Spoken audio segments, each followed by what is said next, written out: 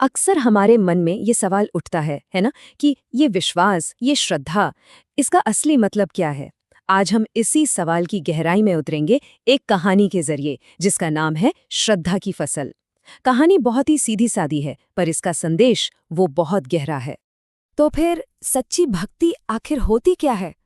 क्या वो बस मंदिरों में जाकर घंटियां बजाना है, या मंत्र पढ़ना, या फिर इसका मतलब कुछ और है, कुछ ज्यादा गहरा? चलिए इसी सवाल का जवाब ढूंढते हैं एक कहानी में।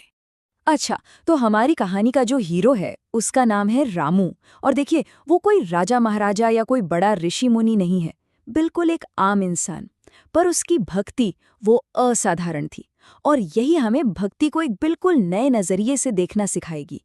तो ये है रामू। देखने में तो एक साधारण सा गांव वाला, जिसके पास आप कह सकते हैं धन दौलत के नाम पर कुछ भी नहीं था। लेकिन उसकी जो असली दौलत थी ना, वो उसके दिल में थी। एक ऐसा विश्वास जिसे कोई हिला नहीं सकता, एक गहरी श्रद्धा।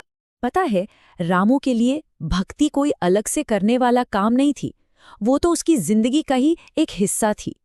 उसकी सुबह प्रार्थना से शुरू होती, दिन भर वो जी तोड़ मेहनत करता। मतलब उसका हर काम, हर सांस उसके विश्वास का ही सबूत था। जरा रामू की प्रार्थना को सुनिए। वो मांग क्या रहा है? कोई सोना चांदी नहीं, कोई सुख आराम नहीं। वो तो बस सही रास्ते पर चलने की हिम्मत मांग रहा है। बस यहीं से उसकी निस्वार्थ भक्ति की पहली झलक मिल जाती है। पर कहते हैं ना कि असली सोने की परख आग में ही होती है। तो बस अब रामू के विश्वास के इम्तिहान का वक्त आ गया था। एक ऐसा संकट जो उसकी श्रद्धा की नींव तक को हिला सकता था। उस साल तो जैसे आसमान गांव से रूठ ही गया। इतना भयानक सूखा पड़ा कि हरी भरी जमीन भी पत्थर जैसी हो गई, और सारी फसलें बस धूल बनकर रह गईं। हर किसी के चेहरे पर सिर्फ चिंता और मायूसी थी। चारों तरफ नाउमीदी का अंधेरा था, पर रामू के दिल में विश्वास का एक दिया अब भी जल रहा था। जहां बाकी लोग शिकायत कर रहे थे, वहीं रामू अब भी प्रार्थना कर रहा था। पेट भले ही भूखा था, पर उसका विश्वास वो बिल्कुल नहीं डगमगाया।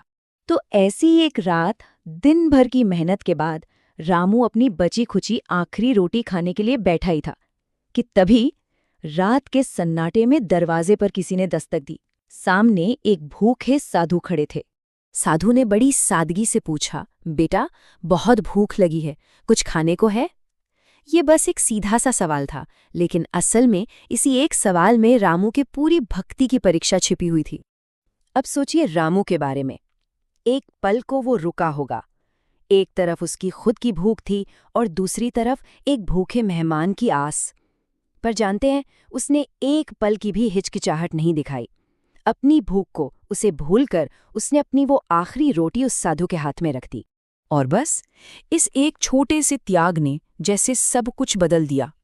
रामू ने जो अच्छाई बोई थी, अब उसकी फसल काटने का समय आ गया था। और यकीन मानिए, ये फसल किसी चमत्कार से कम नहीं थी। उस रात रामू का पेट तो खाली था, पर उसका दिल वो पूरी तरह से भरा हुआ था, शांति से, संतोष से। उसे अपनी रोटी खोने का जरा भी अफसोस नहीं था, बल्कि किसी की मदद करने का एक गहरा सुकून था। अगली सुबह जब रामू की नींद खुली, तो उसे अपनी आंखों पर विश्वास ही नहीं हुआ। जो खेत कल तक बंजर पड़ा था, धूल उड़ रही थी, आज उसी खेत में हरी भरी फसल लहलहा रही थी। ये वाकई एक चमत्कार था।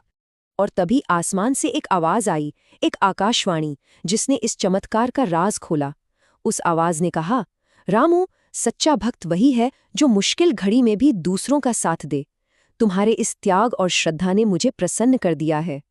तो इस पूरी कहानी का असली मतलब क्या निकलता है? रामू के इस अनुभव से हम अपने लिए क्या सीख सकते हैं? उस दिन रामू को एक बहुत बड़ी सच्चाई समझ में आई कि ईश्वर वो मंदिरों की दीवारों में कैद नहीं है, बल्कि वो तो इंसानियत की सेवा में है, करुणा में है। असली पूजा कोई रस्म नहीं, बल्कि अच्छा कर्म है। तो देखा, यही तो फर्क है सच्ची और झूठी भक्ति में। एक तरफ है सिर्फ दिखावा, रस्में, और दूसरी तरफ निस्वार्थ सेवा और अटूट विश्वास। रामू की कहानी हमें साफ साफ दिखाती है कि सही रास्ता आखिर है कौन सा। और आखिर में इस कहानी का पूरा सार अगर एक लाइन में कहना हो, तो वो ये है, सबसे बड़ी प्रार्थना किसी की मदद के लिए आगे बढ़ा हुआ हाथ है। और अब ये कहानी हमें एक सवाल के साथ छोड़ जाती है कि हम सब अपनी अपनी जिंदगी में रामू की तरह सच्ची भक्ति के मौके कहाँ ढूंढ सकते हैं। कौन है वो जिसे हमारी आखिरी रोटी की जरूरत है?